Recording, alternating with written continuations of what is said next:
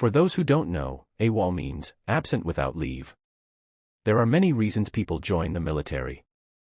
Many did it because they were tired of working part-time jobs with no direction in life. Some had friends who talked them into it because they had just signed up too. It's not something most people fully understand when they sign up, but one of the biggest reality checks after joining the military is learning that you no longer have the freedom to travel whenever and wherever you want. Especially as a junior service member. Unless it was a weekend, and even that wasn't guaranteed, you always had to tell someone where you were going, why you were going, and when you'd be back. A leave request is basically like asking for time off at work. But if you don't do it in the military, you go to jail. Family emergency. Well, you just hope your emergency leave gets approved. But you can't just leave. And yet, some people do. Why? Lots of reasons. Maybe something serious is happening and they're too upset to think straight. One sailor was apparently just tired of being in the military, so when they stopped in Guam, she just went to the airport, caught a flight, and went home. But after some research, it seems some people have much more interesting reasons for going AWOL. Like, I don't know, killing the Antichrist. Listen, there are a lot of wild military stories out there, but this one might be the craziest. It's got everything: Ouija boards, demons, ghosts, mind control, UFOs, conspiracy, murder plots, wire fraud, heartbreak. Okay, there's no explosions, but it's got everything else. This is the true story of 6 U.S. Army soldiers, intelligence specialists, who were tried and convicted of abandoning their post in West Germany to fly to Gulf Breeze, Florida. Their reason? Because a spirit they spoke to through a Ouija board warned them about the coming end of the world and ordered them to find and kill the Antichrist. The military officials who questioned these men were left completely baffled. This is the story of the Gulf Breeze 6. The story starts with 2 young Army specialists, 26-year-old Kenneth B. and 25-year-old Vance Davis. While these men had what others would call interesting beliefs, they were well-trained and capable intelligence specialists in their field. After finishing their training in the late 1980s, both men were sent to the 731st Military Intelligence Brigade in Augsburg, West Germany. There, they worked at a major NSA listening post near the Soviet border. This wasn't just any ordinary military assignment, they were intercepting and decoding some of the most sensitive Soviet communications during one of the most tense periods of the Cold War. It's no wonder they became fast friends. Out of all their peers, these 2 young men shared a serious interest in all things paranormal, an interest that went back to their teenage years. For Kenneth B., his unexplained experiences began when he was just 5 years old. He woke up one night feeling thirsty, and he said a ghost came forward offering him a glass of water. Kenneth would spend his teenage and early adult years reading countless science fiction comic books and books about spirits and UFOs. His interest in the supernatural grew with each passing year, consuming more and more of his free time. All of this did not go unnoticed by his family. The more books Kenneth read, the more worried they became. Kenneth was undeniably smart, but he was also said to be easily fooled. His curious and trusting attitude was something his family worried would make him easy to influence by the wrong people. After he joined the Army, his family's fears came true. During Kenneth's intelligence training in Pensacola, Florida, he met and fell in love with a local woman named Anna Foster. Anna owned a New Age bookshop and called herself a psychic and UFO enthusiast. Her own strong belief in the supernatural greatly encouraged Kenneth's ever-growing interest in the subject. She introduced him to new books, new theories, and new ways of thinking about the paranormal world. Then there was Vance Davis. As a teenager, along with the paranormal, he began developing an interest in various methods of hypnosis and mind control techniques. At some point, he took courses called the Silva Mind Control Courses, created by a man named Alex Merklinger, a spiritual guide who also had a reputation as a conman because of his convictions and prison time for wire and mail fraud.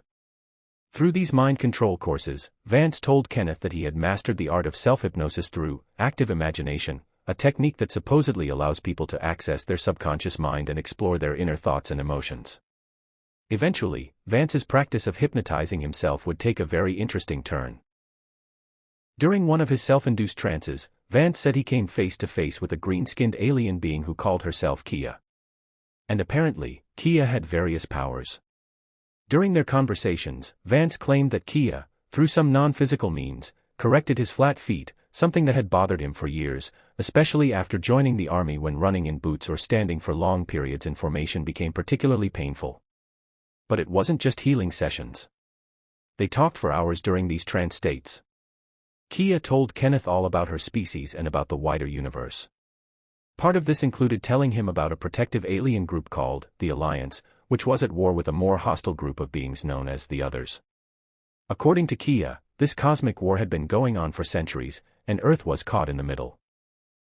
Bonded as friends by their shared interests and bizarre paranormal experiences, Kenneth and Vance spent much of their free time researching strange and unexplained things. After spending their days intercepting and decoding Soviet radio signals at the post in West Germany, after evening formation, the two soldiers could often be found in their barracks having spirited conversations about their personal stories or discussing books and manuscripts they had been reading. Their conversations would go late into the night, covering everything from ancient prophecies to modern UFO sightings, from government conspiracies to spiritual enlightenment. Other soldiers in their unit began to notice their intense discussions and growing collection of unusual books. But these more light-hearted activities soon progressed into serious attempts to begin practicing what they were reading about. Convinced that something existed on the other side, Kenneth and Vance wanted to make contact with whatever that was. They believed that their position at the NSA listening post, with all its sensitive equipment and proximity to classified information, might actually enhance their psychic abilities. They tried communication using many different methods, ranging from guided meditations to the use of tarot cards, crystal gazing, and automatic writing. While all of this took place privately in their barracks room, eventually a few other like-minded soldiers in their unit became curious about what they were doing and asked to join. These soldiers included PFC Michael Hewitt, age 19, a young man from Louisiana who had always been interested in ghost stories and the supernatural; PFC Chris Perlock, age 20, who came from a family that believed in psychic phenomena; PFC William Cederberg, age 20, who had experimented with meditation and Eastern philosophy. And even one of their NCOs, Sergeant Annette Eccleston, age 22, who had her own experiences with what she believed were spiritual encounters. As a group, the 6 young soldiers continued trying to contact spirits. However, all of their initial methods repeatedly failed to contact anything meaningful. They would sit for hours trying different techniques, but nothing seemed to work. They were beginning to lose faith in their abilities and wonder if they were wasting their time. All of that changed when they decided to pull out a Ouija board. For the group, the board was a last resort. They considered it rather childish. The board had a reputation in the late 1980s as a cheap party game that teenagers used at slumber parties. But at this point, they were becoming somewhat desperate to validate their collective beliefs and prove to themselves that there really was something beyond the physical world. And it worked. Any doubt they had quickly vanished the moment the planchette started moving across the board. Something was responding to their questions, and the responses seemed intelligent and purposeful. At first, what was being communicated through the board had no overtly religious meaning. The messages were simple, yes and no answers to basic questions, or short words that seemed random. But during the course of 7 or 8 separate Ouija board sessions over several weeks, this changed dramatically as the 6 soldiers began receiving much more complex and detailed messages from what appeared to be multiple different spirits. Most of these spirits identified themselves using names corresponding to biblical figures, prophets from the Old Testament like Zechariah, Ezekiel, and Daniel, and the names of several disciples of Christ, including Mark, Timothy, and Matthew.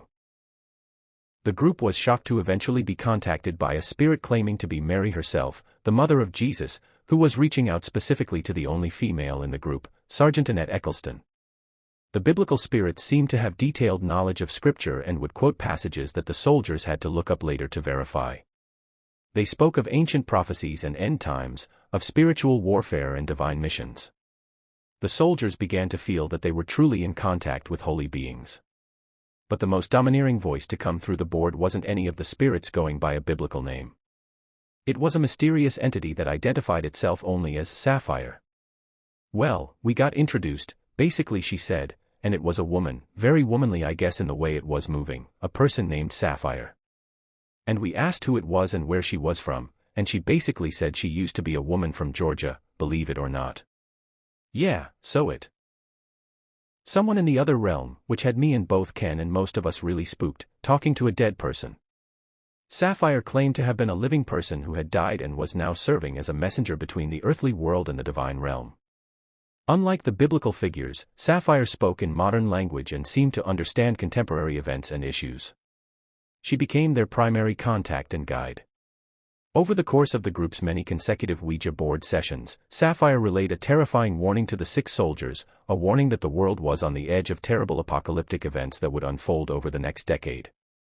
As they continued to ask the spirit questions night after night, the list of horrifying predictions grew longer and longer, totaling between 80 to 90 prophetic warnings.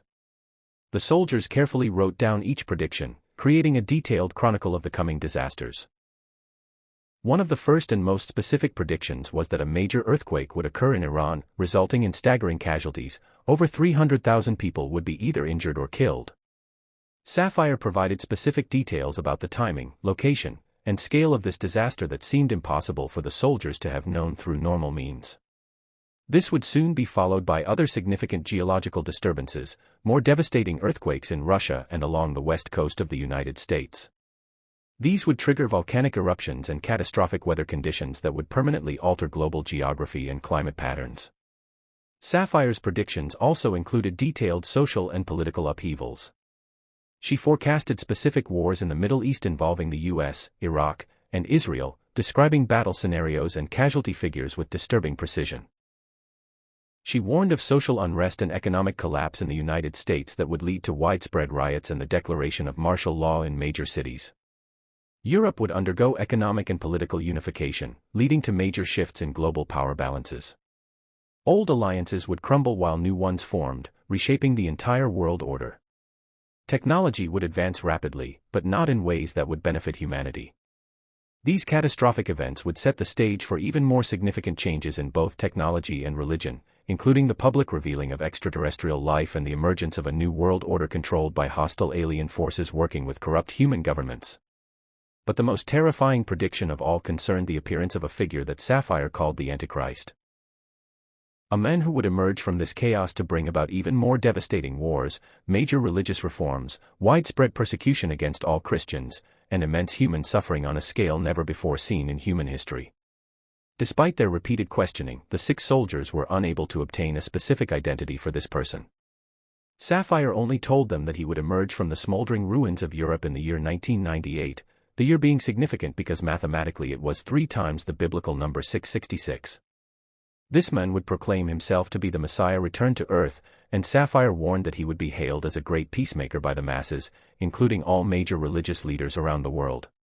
In reality, he was of course a wolf in sheep's clothing, sent by dark forces to deceive humanity and lead them to destruction. But what was the point in them knowing all of this if the world was about to end? What could 6 low-ranking U.S. Army soldiers possibly do about such massive global events? According to Sapphire's messages, these 6 young soldiers did have a crucial part to play in the unfolding drama. Their psychic connection was no accident, she told them. Sapphire explained that they had been chosen by God Himself to embark on an urgent and important mission, to prepare for the coming apocalypse and be among the chosen few survivors who would be tasked with guiding humanity towards the light of God in its aftermath.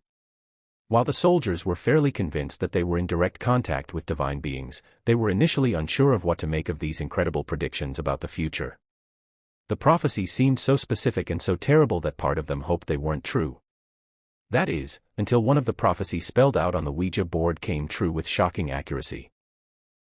A powerful earthquake hit Iran early this morning, killing at least 25,000 people according to the Iranian government and injuring thousands more.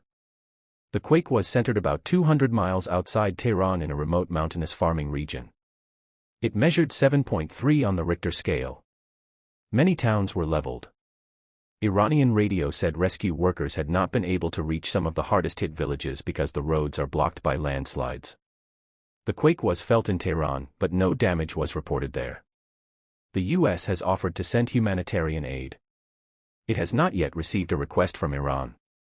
On June 21, 1990, a magnitude 7.4 earthquake struck in a Caspian Sea region of northern Iran, devastating an area of 20,000 square kilometers. A number of cities and towns largely composed of unreinforced masonry buildings were reduced to complete rubble. Considered one of the world's most devastating earthquakes of that decade, it resulted in some 40,000 to 50,000 deaths, another 60,000 more injured, and at least 400,000 people displaced from their homes. The earthquake struck during the early morning hours when most people were sleeping in their homes, which collapsed on top of them. Entire villages were wiped off the map. The death toll continued to rise for days as rescue workers dug through the debris. While news of the major disaster was broadcast around the world, it's unlikely many people gave it much thought beyond feeling sorry for the victims. It was just another bad earthquake in a region known for seismic activity. But for the 6 soldiers stationed in Germany, this seemed to be a chilling wake-up call that changed everything. Outside of some difference in the exact number of casualties, they were at a complete loss to understand how Sapphire was somehow able to predict this event over a month before it happened, including its geographic location and general scale of destruction. Having been initially skeptical about all the prophetic messages despite their growing belief in the spirits, this earthquake was apparently all the confirmation they needed to know that the end times were truly upon them and that God had genuinely called them into service for a divine mission. The earthquake wasn't just a coincidence, it was proof that everything Sapphire had told them was real. The immediate problem was that they were all active duty soldiers in the army, stationed at one of the most sensitive intelligence posts in Europe. It's not as if they could simply walk into their commanding officer's office and explain their God-given mission and expect to be dismissed from the NSA listening post in West Germany with a pat on the back and best wishes. They needed more guidance on how to proceed. Once again, they turned to the Ouija board, with the hand of Sapphire coming through to move the planchette and give them clear, detailed instructions on exactly how to proceed with their divine mission. According to Sapphire, the best course of action was for the soldiers to abandon the military immediately, regardless of the legal consequences they might face. Their earthly obligations to the army were nothing compared to their spiritual obligations to God and humanity. They needed to quickly make their way back to the United States, where they would be safer from the coming disasters that would devastate Europe. From there, Sapphire instructed, the group would need to retreat into the remote mountainous regions of the American West, far from major cities that would become targets during the apocalyptic events. In these mountains, they would continue their spiritual development and make preparations for surviving the coming disasters while serving as spiritual guides for other survivors they would encounter. Sapphire provided them with specific instructions about what supplies to gather, what books to bring, and even what routes to take to avoid detection by military authorities who would certainly come looking for them. After hearing these detailed instructions, the 6 soldiers found themselves at a bizarre and tense crossroads that tested everything they believed about duty, honor, and service. What was more important, the oath that they had sworn to uphold and defend the Constitution and protect their nation, or their obligation to protect the entire world in service to God. The choice, according to Sapphire, had already been made for them by divine will.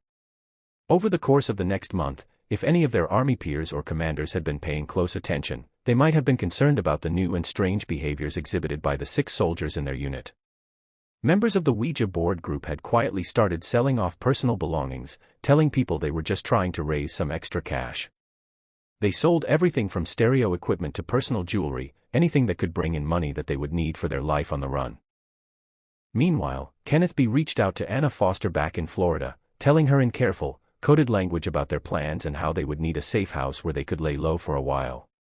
He couldn't be too specific over the phone, knowing that military communications were often monitored, but he made it clear that they would be coming to see her soon and would need help. It was almost certain that the military would quickly investigate the disappearance of 6 soldiers from such a sensitive NSA listening post and would start an intensive manhunt for them. They would need somewhere to hide while they figured out their next moves. Without any hesitation, Anna told Kenneth that he and his friends were welcome to hide out in her home in Gulf Breeze, a small town not too far outside of Pensacola, where all of the soldiers had been stationed during their intelligence training years earlier. She knew the area well and could help them stay hidden. With that critical piece in place, the final element of the soldiers' plan to abandon their post in Germany fell into place. They had a destination and a safe house where they could regroup.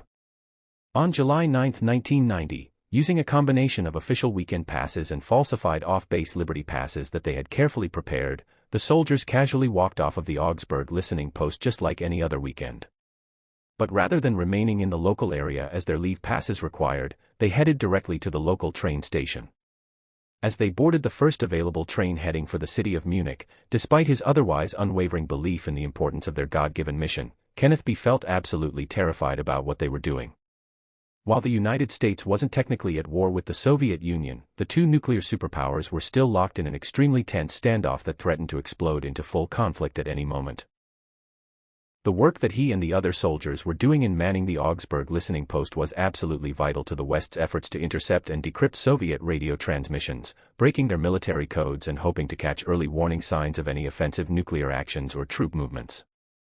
The sheer weight of 6 soldiers with top-secret security clearances simultaneously abandoning their posts at such a critical intelligence facility during such a tense time meant that the consequences of their actions could be severe beyond anything they had ever imagined. At best, they were looking at court-martial proceedings followed by long prison sentences in military prison. At worst, well, Kenneth tried to put that thought completely out of his mind.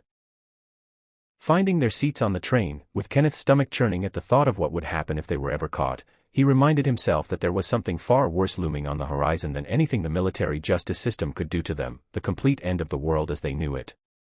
Hoping to throw off anyone who might be tracking their movements, they chose not to fly directly from Europe to Pensacola, Florida, which would have been the obvious destination given Kenneth's known connection to Anna Foster.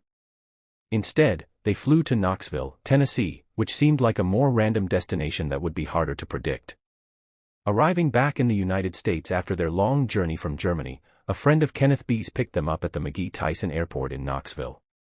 But they couldn't rely on borrowed transportation for their mission, so the group pooled all their available cash to purchase their own vehicle. A beat-up, run-down 1970s Volkswagen van that had seen much better days but was all they could afford. The van was hardly reliable, but it was big enough for all 6 of them plus their supplies, and more importantly, it was purchased with cash and wouldn't be easily traced back to them by authorities. Piling all of their belongings inside the cramped van, they then immediately began driving the 400 miles south to Florida. Having spent almost a full day traveling from the time they left their post in Germany, by the time the group had landed in Tennessee and started driving south, their failure to return to base had definitely not gone unnoticed by their commanding officers. With their command being completely unsure of their whereabouts and having no idea why 6 soldiers would simultaneously disappear, their official status was initially listed as absent unknown. But military investigators were already working around the clock to determine what had happened, and if their investigation determined that the soldiers' absence was voluntary rather than the result of an accident or hostile action, their status would be quickly updated to absent without leave, or AWOL. Considering the extremely sensitive nature of their classified intelligence work and their access to some of the military's most closely guarded secrets, the Army immediately spread the names, photos, and descriptions of the 6 soldiers to law enforcement agencies far and wide, desperate to locate them as quickly as possible before any sensitive information could be compromised. The initial underlying assumption among military investigators was that the young soldiers had potentially been kidnapped or coerced by a foreign intelligence service. Whether their disappearance was completely involuntary or whether they had been turned and were willingly defecting to the Soviets or some other hostile nation, the U.S. military was looking at the possibility of a catastrophic security breach that could compromise ongoing operations and put other lives at risk. In short, the sudden and simultaneous disappearance of 6 intelligence personnel with access to highly classified information raised alarm bells at the highest levels of military and government leadership as American and European authorities began an intensive international manhunt for them. Meanwhile, completely unaware of the massive search operation that was already underway to find them, Kenneth B. and the 5 other runaways were crossing the Pensacola Bridge, finally entering the city of Gulf Breeze, Florida. Their first stop would be Anna Foster's home, where they planned to spend just a few days lying low, gathering additional supplies, and preparing to drive their van back north to the Appalachian Mountains. There, according to Sapphire's detailed instructions, they would establish a base of operations and wait for the coming apocalypse to begin. But their arrival in Gulf Breeze was about to intersect with another strange phenomenon that would make their story even more bizarre than it already was.